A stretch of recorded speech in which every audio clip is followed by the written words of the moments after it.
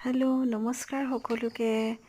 আজি বনাব লৈছোঁ হাঁহৰ লগত কোমোৰা দি বনাব লৈছোঁ। আজি ধুনীয়াকৈ জুইত বনোৱা হ'ব।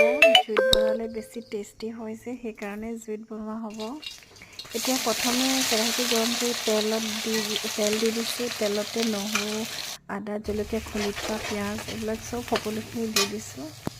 দি দিয়াৰ পিছত এনেকৈ অলপ ভাজি থাকিব লাগিব। ভাজি যেতিয়া অলপ কালাৰটো চেঞ্জ হ'ব, তেতিয়া ইয়াতে হাঁহখিনি দি দিছোঁ।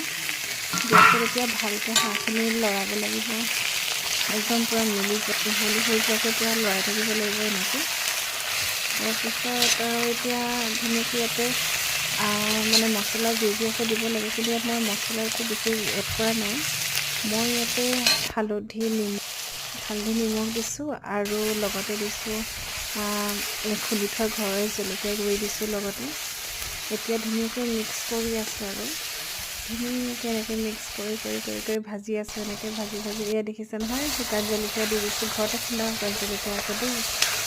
সেইকাৰণে বাহিৰৰ পেকেটৰ জলকীয়াখিনি খালে পেট পুৰে যে, সেইকাৰণে আৰু বেয়াও পেটৰ কাৰণে, সেইকাৰণে ঘৰত খুন্দা হ'লে একো নাই। এয়া দেখিছে নহয়, জুই কি ধুনীয়াকৈ জ্বলি আছে। এয়া এনেকৈ ঠাণ্ডা বতৰত এনেকৈ খুৱাই ভাল লাগে আৰু একদম জুইত বনোৱা টেষ্টটো বহুত বেছি হয়। আপোনালোকে হাঁহৰ মাংস খাই কোনে ভাল পায়, খাই চাগে এনেকৈ মই যেনেকৈ চিম্পলকৈ বনাইছোঁ এনেকৈতো চবেই বনায়েই। ইয়াতে মই দিয়াটো দেখাবলৈ পাহৰি থাকিলোঁ। কোমোৰা দি দিছোঁ। কোমোৰা দি পেলাই এতিয়া ভাজিছোঁ আৰু পূৰা এনেকৈ ভাজি একদম ভাল জুইত পূৰা জুইত হোৱাকৈ আৰু বনাই আছোঁ আৰু